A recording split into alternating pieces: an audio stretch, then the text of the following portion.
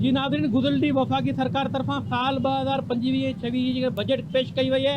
अचो जिन हवाले सां शहरियुनि सां दुकानदारनि सां ॻाल्हि ॿोल करूं त हिननि जो वफ़ाक़ी सरकार तरफ़ां पेश कयल बजट बाबति छा चवणु आहे। मुंहिंजे ख़्याल में असांजो जे इलाइक़े सां तालुक़ु आहे, ख़ासि तौर ते उमरकोट ज़िलो आहे, उनजो तालुक़ु उन जेको माण्हुनि जो आहे उहो या त रायत पेशा आहे या त सरकारी तौर ते मुलाज़मत कनि था या मज़दूरी कनि था। ऐं इन बजट में न सरकारी मुलाज़मनि खे को रिलीफ ॾिनो वियो आहे, जेकॾहिं इज़ाफ़ो कयो वियो आहे त न हुअण बराबरि आहे। ऐं हीअ महांगाई तव्हां ॾिसो था त 100% महांगाई थी वई आहे। जेतोणीकि असांजो ख़ज़ाने जो वज़ीर त ॿुधाए थो त एतिरा सैकड़ो हेठि अची वई आहे, पर उहा ॻाल्हि कनि था उन्हनि शयुनि जी, मिसाल तौर ते कणक जी ॻाल्हि कनि था, कणक जी क़ीमत घटी आहे त असांजो आम माण्हू खे नुक़सानु पहुतो आहे, आम हारी खे उनजो नुक़सानु पहुतो आहे। बाक़ी शयूं जेके आहिनि, जेके आम माण्हू ख़रीद करे थो, उन में 100% ताईं वाध आई आहे। 2025 जी बजट आहे, इहा आवाम माण्हू लाइ ईअं थो जेको मौत जो ॿियो कारण आहे। हिन वक़्तु जेकी मार्केट में जेके महांगाई आहे ऐं महांगाई आहे, जेके रोज़मर्रा जे खाधे जी शयुनि जो ॾियों ॾींहुं टैक्स लॻंदा वधंदा वञनि पियूं ऐं आम माण्हू जो जीअण ऐं जंजाल थी वियो आहे। हर शइ जेका आहे सिंध मां वञे थी, पर सिंध जी आवाम जेका आहे उहा त जेका खंडु जेका खंडु वठे थी उहा 90 रुपया किलो वारी उहा 200 किलो मिले थी।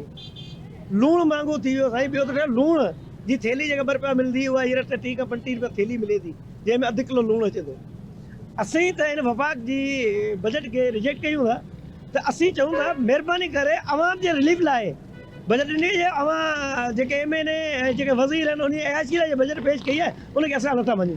इहे 47 फार्म जी वफ़ा खे असां नथा मञूं। का बि अहिड़ी ग़रीबनि लाइ सहूलियत कोन आहे जंहिंमें को बजट में को फ़ाइदो थिए। फ़ाइदो जेको थियो आहे सभु वफ़ाक़ जे जेके पंहिंजा चिमचा आहिनि या पंहिंजा वफ़ादार आहिनि या पंहिंजा माण्हू आहिनि या इलेक्ट उन्हनि खे थियो आहे। बाक़ी ग़रीब मिसकिननि खे का शइ कोन मिली आहे। पर असांजी जेको उसरंदड़ मईशत आहे या उन जे हिसाब सां जेका असांजे आम माण्हू सां जेका जुठ आहे, महांगाई बेइंतिहा। हिकिड़ो माण्हू पंहिंजो जियापो कीअं पियो करे, हिकिड़ो माण्हू पंहिंजे पाण खे कीअं पियो ज़िंदा रखे, इहो ख़ुदि हिकिड़ो वॾो सुवालु आहे। बहरहाल आउं सम्झां थो हीउ बजट कंहिं बि सूरत में आवाम दोस्त कोन्हे। नाज़रीन, गुज़िरंदी वफ़ाक़ी सरकार तरफ़ां साल 2025-26 जी पेश कयल बजट बाबति तव्हां शहरनि जी दुकानदारनि जी आम माण्हुनि जी ॻाल्हि ॿोल ॿुधी।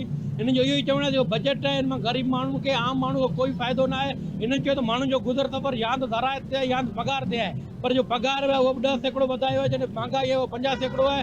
बाक़ी फसलनि जा बि रेट न आहिनि ऐं आबादगारनि खे को बि सब्सिडी न आहे ॾिनी वई, को बि रिलीफ न आहे ॾिनी वियो। त हीउ बजट आहे उहो आम माण्हुनि लाइ नुक़सानकार आहे।